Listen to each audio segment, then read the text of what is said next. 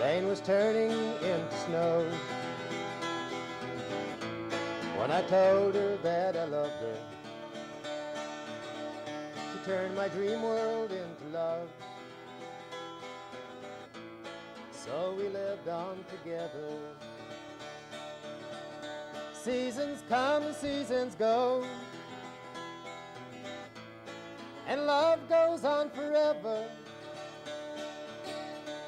And I lost my winter love on a morning in December. You can be my winter love. Sow seeds of love in early spring and wait all through the summer to see the harvest fall can bring. Then we'll both love him through the winter, help him through his spring of life, watch him grow into a man, find himself a wife. Now the offspring of our love found a shelter through the summer and made his way of life to make it through the winter. But your hair's turned to gray in the autumn of your life. You've been everything to me, a love, a dream, a song, a wife. Then the cold snow of winter came, pushed your summers out of season, and took away my winter love, leaving me without a reason. Seasons come and seasons go, and love goes on forever. And I lost my winter love on a morning in December. Yes, I lost my winter love on a morning in December.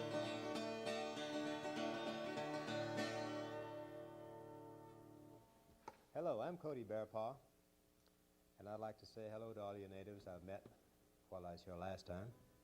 I want to say it's good to be back up here again. Now, I understand the last time I was up here, why some of the things I did over at AFN for the last convention you had here caused a little disturbance in some areas. I want you to know that I'm not a militant Indian, and I don't want you to be. When I told you about some of the things I said at the meeting, I meant everything I said, and I want you to take it that way, but not in a militant way. So please, if you do anything, do it together, but don't do it in a bad way. You can get things done without being like a AIM member, which I really don't support AIM, and I want you to know that. I'm all for the same cause that AIM is for, but there's different ways to go at it. And being a militant is not one of them. Well, one of the things I'd like to talk about today is the fact that the need for the training of Indian people, the natives of any state, such as this one. There's so many opportunities that you can have and you can take advantage of. And if you don't know about them, you'd have to contact some of the people who are involved in it and find out more information about it, like some of the staff over at AFN. I'm sure they can give you all the information you need. And one of the things that every one of you should take advantage of, regardless of, remember what I told you before about the difference in tribes. Now, the government really doesn't give a darn about what tribe you're from. The fact is you're Indian. And that's how they've got you classified. And you've got to take advantage of the fact that you are an Indian, but as long as you keep fighting one another and putting yourself in different categories. This is wrong. You've got to get together and stick together and become one. I used an example last time I was here of the Apaches. I'd like to give you an example of what they did. The Apaches live in Arizona. Most of them do. A small branch of them live in New Mexico. But there's 10 nations of Apaches, same as, I imagine there's different nations of you up here, even in the same tribe. Like there's the White Mountain Apache, there's the San Carlos Apache, and the Globe Area Apache. Now, a long time ago, down in Arizona, there's a mining company called Bisbee. Bisbee was one of the richest mines in the state of Arizona, one of the biggest. And it was filled with copper and gold and turquoise. Now, it was sitting on Indian property. And to show you what can happen to you, it's happened to them. Now, they could never get along. They fought. The White Mountain Apache fought the San Carlos Apache. There's just always a conflict going on. Now, while this was happening, a big company like Anaconda came in. It's a copper mining company. They came in and took over the mine. While these Indians were out here fighting each other, these people became multimillionaires off of the copper and the gold and the turquoise that was in this mine. Now, this place exists today. The only thing is the mine played out. After 20 years of mining, this rich spot in the ground played out. And the mine is closed. It's out of mineral. So they gave it back to the Indians. But for 20 years, these people fought each other, didn't get along with each other. And all while they were fighting, a company got rich off of the mineral. Now that they've finally got together, all the Apaches are now united. They're all one tribe. Not necessarily one tribe. There's still a White Mountain Apache, and there's still the San Carlos Apache, and there's still a White River Apache. But they have now all become a group, the same. They're all Apaches. And they're not fighting one another anymore. Now they join forces and they go against whoever is after them. Like, for instance, now they want their water rights. But they finally got together. But as far as the Bisbee mine is concerned, they got together too late. They lost it. And they could have had this thing. They could have had the whole mine. Such is the case. I don't know if any of you have heard the conflict that was going on down in northern Arizona, an area called Black Mesa. Now, Black Mesa sits on the boundary of the Hopi Indian Reservation and the Navajo Indian Reservation. And Black Mesa is full of mineral. Again, now this time a lot of other tribes got together with them and tried to help them out.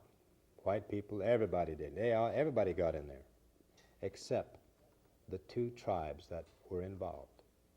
Right this very minute, they're fighting one another. The Hopi, there's only 6,000 Hopis. There's 150,000 Navajos, and they surround the whole area that they live in. But the fact is, they both had access to this mine. It's called Black Mesa. There's a company in there now called Peabody.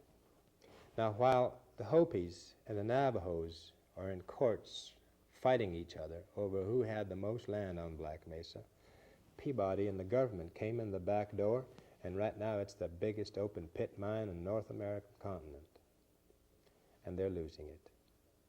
They're finally getting together. They're coming to the table and starting to realize the fact that even though one's a Hopi and one's a Navajo, they're both Indians. And this is what you need to do here. I know a lot of you have your clans, and I come from a clan. I come from a Bearpaw clan. Even kept the name. But I know a lot of you. I've learned a lot since I was up here last time. And this is one of the reasons why I came up again and try to help, and I'll continue to help. Every time you ask me to, I'll come back up and do the same thing all over again if I'm doing you any good. If I'm not, I'd just as soon stay out of it, because I don't want you fighting one another over some of the things I'm saying, and I don't want you to take it in the wrong way. But what I mean by joining forces is there's a lot of people up here trying to help you. And those same people are going to rip you off. And believe me, we hear about this down in the lower 48. So the thing that you need to do goes back to what I'm here to tell you about, is run your own government. All of you get together and run your own government. Be your own doctors. Be your own nurses. Go to school and pick it up. It's not that hard. You've got 2 hands and 2 feet and a mind of your own. But what has happened in the past is the government took your mind and brainwashed half of you. And now the young think that's how it's supposed to be. It's not supposed to be like that. You're your own person. Be your own person. Don't be a prejudiced person, but stick together. By sticking together, you become a great big nation up here. You've got the whole country in your hand right now. Keep it. But you're going to lose it if you divide yourselves. And it's wrong to divide yourself. Because like I said before so many times, and I'll say it over and over again until it sticks in the back of your head, the government could care less whether you're an Athabascan, a Tlingit, an Eskimo, or whatever you are. To them, you're in one category. And it's on their board, Washington. It just says Indian.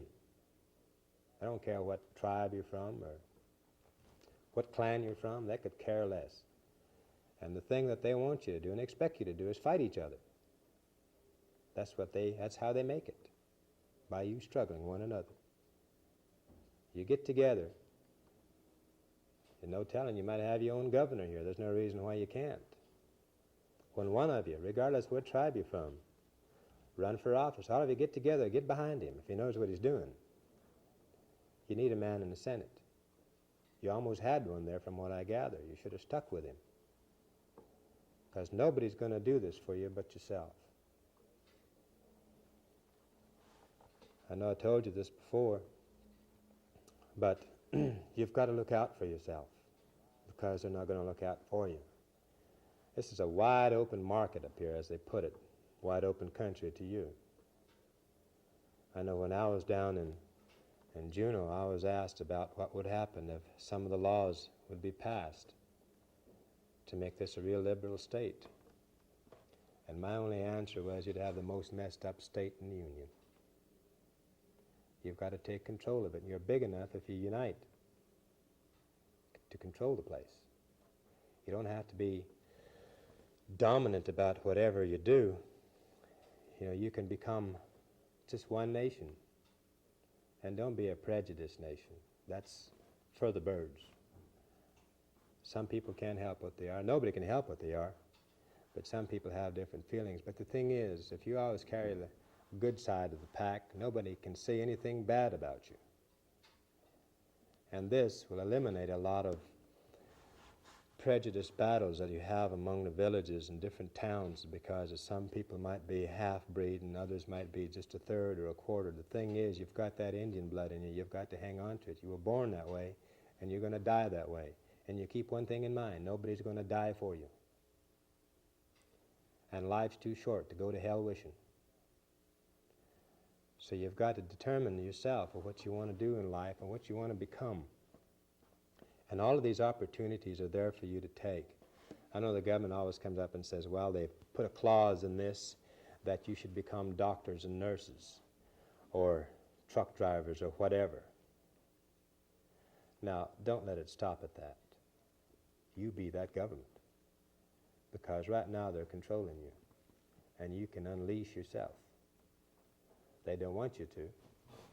But yet, same token, like I said again, don't go back to a militant version of changing your own pattern. And I want you to change your life's pattern. The only thing that I'm saying is about changing your life pattern is to get together.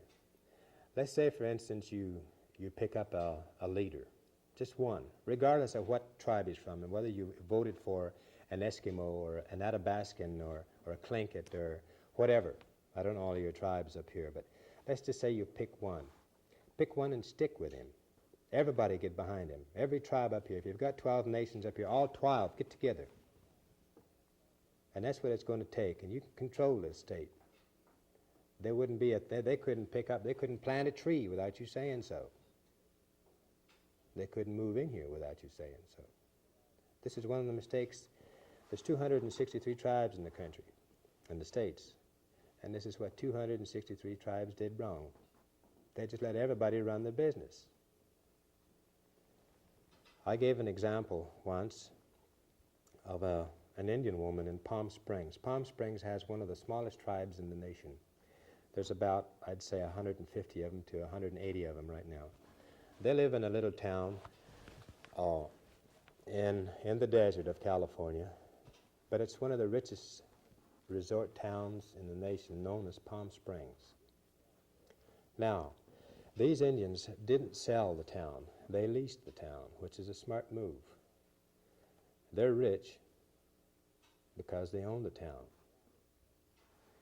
And other than the fact of that California doesn't have any gambling, Palm Springs is almost like the city I live in, Las Vegas. It's the only thing is there they gamble.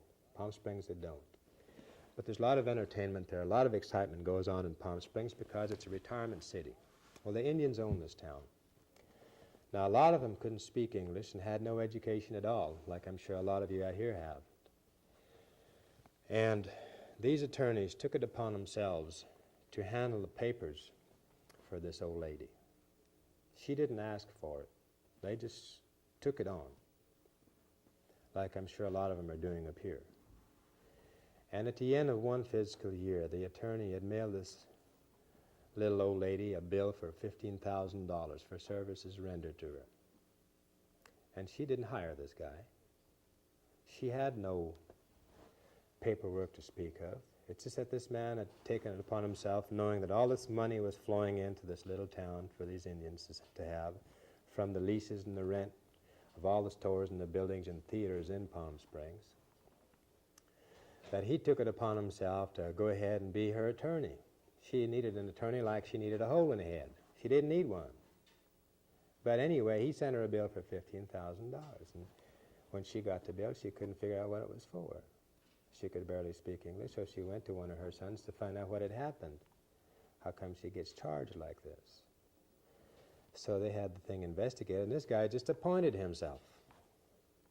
Now, I know that's happening right here because I've just through different things that we hear down in the lower 48, we read a lot about all you natives up here.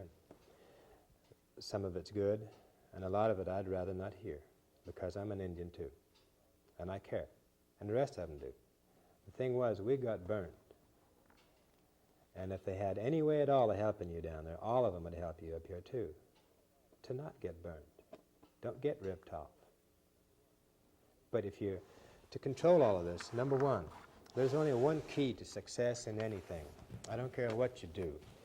And I've been everything in my life before I became an actor and an artist, and that is education. I fell out of school, like I know a lot of you dropped out. And then I got in a car in an accident. I had to do a stunt for a movie where I broke my neck. And I was laid up for 18 months in a coma in the hospital and paralyzed for 4 years before I finally woke up to the fact that there had to be a better way of life, a better way to make it. I wasn't singing that much at the time. I was 14 years old and I had just become a stuntman for the movies. And I thought, well, here I go for my first picture. I blew it. And I thought, well, there's nothing left for me to do. The only thing I knew to do was to rodeo and sing. I couldn't do either because I was paralyzed. But my mind was still working. So I went back to school.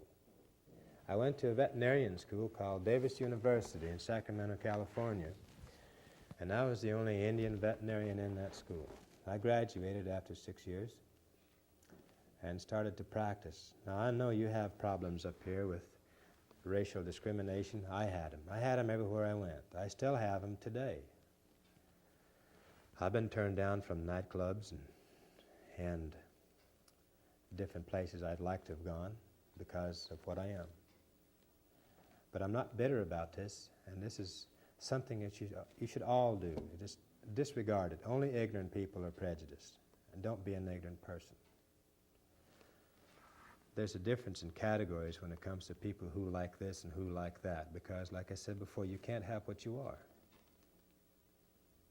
And you can't change what you are, but you can change your being. You can change your mind and have a good mind, an open mind. So to get any place today is to get an education. Now there's one thing I know a lot of you don't like to do is some of the school systems that you have. But there's one thing you've got to bear in mind. When the white man came here, he didn't learn our language. We had to learn theirs. So that's the only ball game we have to play with them, is to understand them. That's one of the mistakes they made, is taught us how to talk back. But there's an advantage to that, and there's a disadvantage to everything. But one of the things that you need is all the advantages you can get. They've got the medicine. They've got the know-how. Unless you want to stay 200 years back, you can stay in your village. But to get an education, you've got to come out and learn his ball game, and take it back to your ballpark and beat him at it. So some of these opportunities that are open to you, I know some of the people that I've met since I've been here, Sam Lambeau for one, I know he'll help you to get some information, the information that you need as far as education is concerned. And regardless of where you get this education, there are colleges all over the United States. Every college has a grant given to an Indian. Take advantage of them. They're free. That's one of the things that were signed in the treaties that the government is sticking to. One of the many they've broken, but one they're hanging on to is they will teach you. So take advantage of it. Become lawyers, become doctors. Whatever the trade you take, come on in and get it. Don't limit yourself to whatever the government says, well, we'll put you in a category only so you can control your health and welfare program. Well, to hell with that. Go beyond that. Get on the same level as the guy that told you you could do this, and then fire him out of your spot and take it. Run your own country. Run your own life. Run your own people. And to do this, again, you're going to have to get together. All of you. All you 12 nations, if you've got 12 nations. Like I say, I wish I knew more about the Alaskan Native, because you're all beautiful people. I really had fun when I was up here last time, and looks like I just keep coming back. And I'm going to keep coming back. In fact, if things go right this summer, I'm going to move my movie company up here and see if we can do some different movies where the Indian win once. I've done so darn many movies. I did about 136 movies in my life, and I got killed in 135 of them. That's just a joke. But anyway, some of the things that I was told on some of these training programs that were open to you are really fantastic programs. And I think that if you didn't take advantage of it, you're not really wanting to try. And if you don't want to try, you're not going to get anywhere. And if you don't get anywhere, you're going to lose what you've got, because everybody's on their way up here to take it. They're going to run your life for you, which after a while you're going to say, well, I wish I hadn't have done that. And don't stop the young from learning or going to different places to become. You don't have to go to school in Alaska. You can go to different schools on different reservations who have them, like the Navajo, for instance, have an all-Indian community college, which is open to any Indian. And the Navajos have got a lot of people who are turning out and passing the bar, becoming lawyers.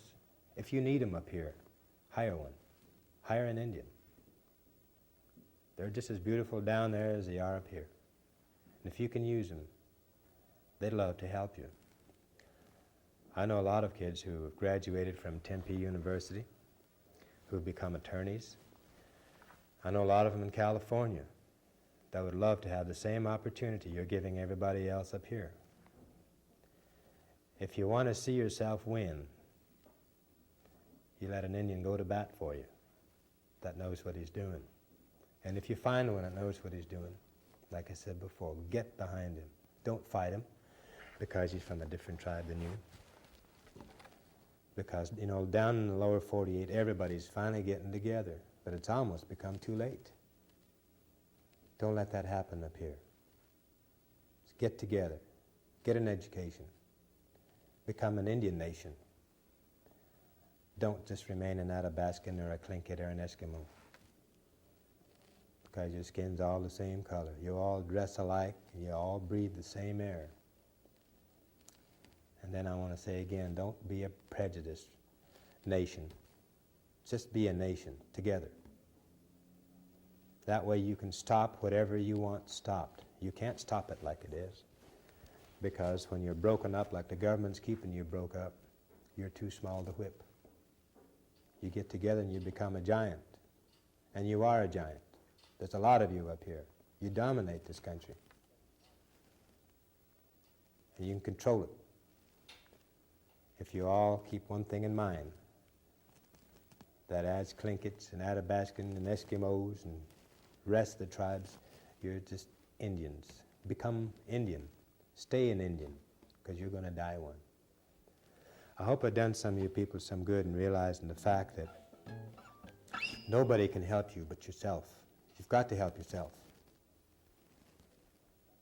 I'd like to leave you with a little song that I wrote. And I wrote this with an open mind, such as I'd like to see you all keep. A little song called That's How My People Live. It's for any people.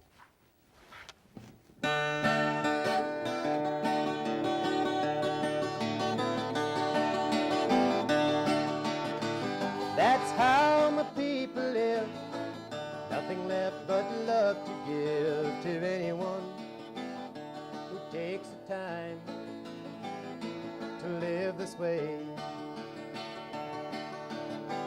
I remember long ago when I was very young, Mama grazed her sheep in the burning sun.